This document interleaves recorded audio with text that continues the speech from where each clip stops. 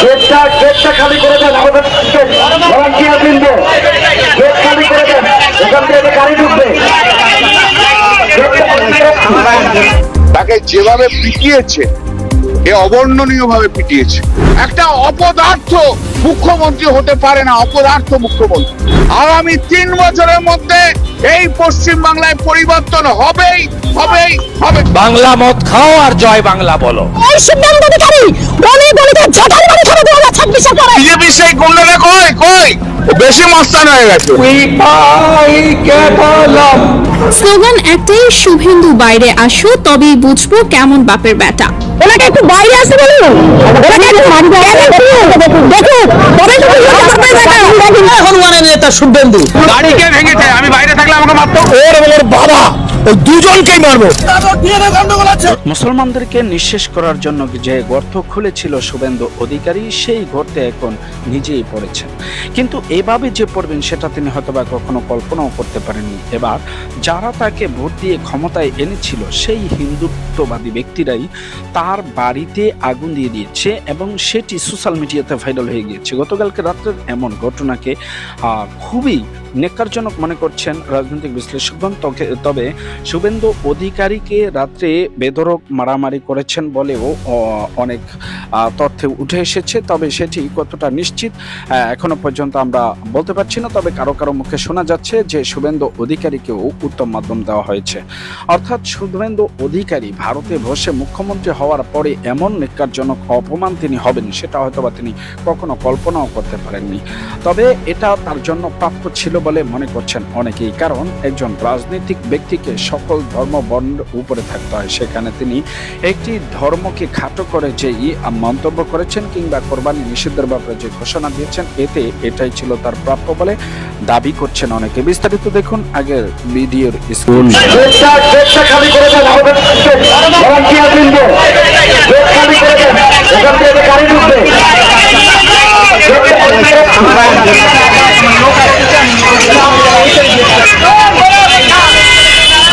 Main গেটটা volunteer বৃন্দ আপনারা খালি করে দেন।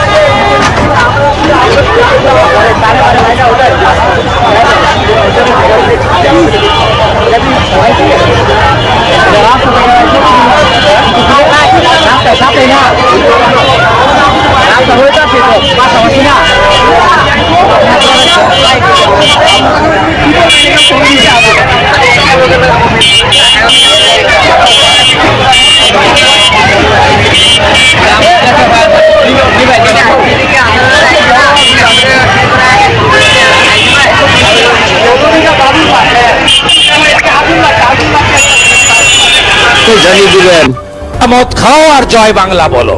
ভাইপো ডিয়ার লটারি থেকে শুরু করে পার দেশি মদের বোতল 28 টাকা দাম। ওনাকে একটু বাইরে আসতে বলুন, ওনাকে একটু মারবে দেখুন তবে এই সিদ্ধান্ত অধিকারী উনি বলিতে ঝাঁটাই বাড়ি খাবে 2026 পরে। চুরি করা মন্দির গিরা চুরি করা জোর করা মমতা বন্দ্যোপাধ্যায় হারানো হয়েছে। বাংলার রাজনীতিতে আবারও বড়সড় ঝড় তুলেছেন বিজেপি নেতা শুভেন্দু অধিকারী। এবার তার বাড়ির সামনে হিন্দু ও মুসলিম মহিলাদের ব্যাপক বিক্ষোভ। স্লোগান একটাই, শুভেন্দু বাইরে আসো তবেই বুঝবো কেমন বাপের বেটা। ওনাকে একটু বাইরে আসতে বলুন, ওনাকে একটু মারবে দেখুন তবে বুঝবো একটা বাপের বেটা। ওরা আসুন একটা বাড়ির বাদ দেখেছি কিন্তু বাজিয়ে দেখিনি। তাই বলবো যে বাড়িতে গেল সেই বাড়ি বাজিয়ে আছে। আজকে যেভাবে খুশি কথাবার্তা বলেছে এটাই হচ্ছে সবথেকে বড় জায়গায় এখান থেকে দুর্নীতি শুরু হয়। চারদিক উত্তপ্ত হয়ে উঠেছে তার সাম্প্রতিক বিতর্কিত কর্মকাণ্ড আর বিষাক্ত মন্তব্যের কারণে।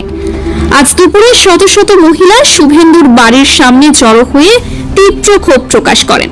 তারা বলেন শুভেন্দু শুধু রাজনীতিতে নয় সমাজেও বিদ্বেষ ছড়িয়ে দিচ্ছেন। একের পর এক মন্তব্যে তিনি হিন্দু মুসলিমের মধ্যে বিভাজন তৈরি করছেন। সবচেয়ে বিতর্কিত মন্তব্য, মুসলিম বাঙালিদের রোহিঙ্গা আখ্যা দিয়ে পশ্চিমবঙ্গ থেকে বিতাড়িত করার ডাক দিয়েছেন শুভেন্দু। শুধু রোহিঙ্গা আর বাংলাদেশের মুসলমান তাড়ানো হবে না, খালা মমতা আর তার চোর ভাইপোকে তাড়ানোর দেশের মুসলমানদের জন্য খালা লড়াই করছে। খালার লড়াই হচ্ছে বাংলাদেশি মুসলমান অনুপ্রবেশকারী আর রোহিঙ্গাদের জন্য, প্রত্যেকে জানে। এই মন্তব্য শুধু মুসলিমদের নয়, গোটা বাঙালি সমাজকেই আঘাত করেছে। তাই আজ ক্ষুব্ধ মানুষ রাস্তায় নেমে এসেছে। মহিলাদের কণ্ঠে একের পর এক স্লোগান, গদ্দার শুভেন্দু, হায় হায়। বাহিরে আসুন শুভেন্দু, জনগণের জবাব দিন। এলাকা জুড়ে ক্ষোভের আগুন ছড়িয়ে পড়েছে। পুলিশের উপস্থিতিতেও বিক্ষুব্ধ জনতাকে শান্ত করা যায়নি। শুভেন্দু অধিকারীর বিরুদ্ধে অভিযোগ নতুন কিছু নয়। তিনি একসময় মমতা বন্দ্যোপাধ্যায়ের ছায়াসঙ্গী ছিলেন, আর আজ সেই মমতাকেই আক্রমণ করছেন। মানুষের কাছে এই দ্বিচারিতা, ভণ্ডামি আর বিদ্বেষ ছড়ানোর রাজনীতি মোটেও গ্রহণযোগ্য নয়। বাংলার মানুষ বুঝে গেছে, রোহিঙ্গা নাম করে মুসলিম বাঙালিদের বিতাড়িত করার চেষ্টা আসলে বাংলার সমাজকে ভাঙার চক্রান্ত। আর এই চক্রান্তের মুখেই আজ মানুষ ঘেরাও দিয়েছে শুভেন্দুর বাড়ি। শুভেন্দুর সাম্প্রতিক মন্তব্য আর কর্মকাণ্ডের প্রমাণ করছে, তিনি বাংলার মানুষকে এক করতে নয়, ভাঙতে চাইছেন। কিন্তু ইতিহাস বলছে, বাংলার মানুষ সব সময় সাম্প্রদায়িক বিভাজনের বিরুদ্ধে দাঁড়িয়েছে। এখন প্রশ্ন একটাই, শুভেন্দু কি সাহস করে মহিলাদের সামনে দাঁড়িয়ে জবাব দেবেন, নাকি নিজের বাড়ির ভেতরেই লুকিয়ে থাকবেন?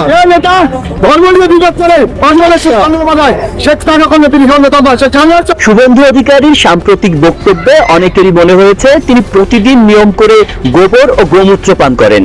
তার মুখে প্রায়শই শোনা যায় হিন্দু হিন্দু বলে চিৎকার আর চেঁচামেচি। আর সেই উগ্র আওয়াজের নিচে চাপা পড়ে যাচ্ছে দেশের সংখ্যালঘু মুসলমানদের উপর নির্যাতনের বাস্তবতা। বলি সামলে যান, ধর্ম সম্বন্ধে জ্ঞান আছে? আমি সনাতন সনাতন। তার এই রাজনৈতিক কৌশলের মূল লক্ষ্য যেন হিন্দু মুসলিম বিভেদ সৃষ্টি করা এবং ভেদাভেদকে রাজনৈতিক হাতিয়ার হিসেবে ব্যবহার করা। তিনি বলছেন, হিন্দু তুমি জাগো, পাকিস্তানকে মারতে হবে। এর মাধ্যমে ধর্মকে হাতিয়ার করে শুভেন্দু ছড়িয়ে দিচ্ছেন হিংসা, বিদ্বেষ ও সামাজিক বিভক্তি। ঠ্যাং ভেঙে হাতে ধরাবো আর হাত ভেঙে ঠ্যাঙে। শুধু মুসলমানই নয়, শুভেন্দুর এসব বক্তব্যের বিরুদ্ধে এবার মাঠে নামছে অনেক হিন্দু নাগরিকও। কেউ কেউ বলছেন ও বেশি মাস্তান হয়ে গেছে, ওকে আর ভণ্ডামি করতে দেব না। কলকাতা জুড়ে গড়ে উঠেছে স্বতঃস্ফূর্ত প্রতিরোধ।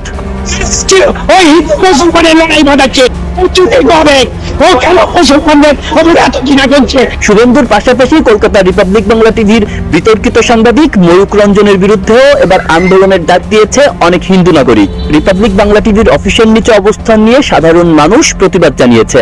তাদের দাবি, ময়ূক এবং শুভেন্দু শুধু হিন্দু মুসলিম নয়, বিদেশি দেশগুলোকেও নিয়মিত অপমান করে কথা বলেন এবং সম্পর্কের অবনতি ঘটান। বিক্ষোভকারীরা বলছেন, এই দুই ব্যক্তিকে দেশ থেকে তাড়িয়ে দেওয়া এখন সময়ের দাবি। দর্শক, অন্যের জন্য গর্ত করলে সেই গর্ততে নিজেকেই পড়তে হয়, এটা কিন্তু সকলে জানে, কিন্তু এই শুভেন্দু অধিকারী মনে করে। দর্শক, এতক্ষণ পর্যন্ত আপনারা দেখলেন যে শুভেন্দু অধিকারীকে নিয়ে যে সকল বক্তব্য উঠে এসেছে বা যে সকল মন্তব্য চলছে, তার মধ্যে হঠাৎ মানে খুবই এরকমের একটি ঘটনা যে কখনো কারো জন্য যদি গর্ত করা হয় তবে সেই গর্তে নিজেকে পড়তে হয়, সেটি হয়তোবা তিনি পড়েছেন। তবে দর্শক, আপনাদের মতামত জানাবেন অবশ্যই কমেন্টস বক্সে। এরকম নতুন ভিডিও পেতে চ্যানেলটিকে সাবস্ক্রাইব করে রাখবেন। ভিডিওটি ভালো লেগে থাকলে একটি লাইক দিয়ে দিবেন। ধন্যবাদ সকলকে।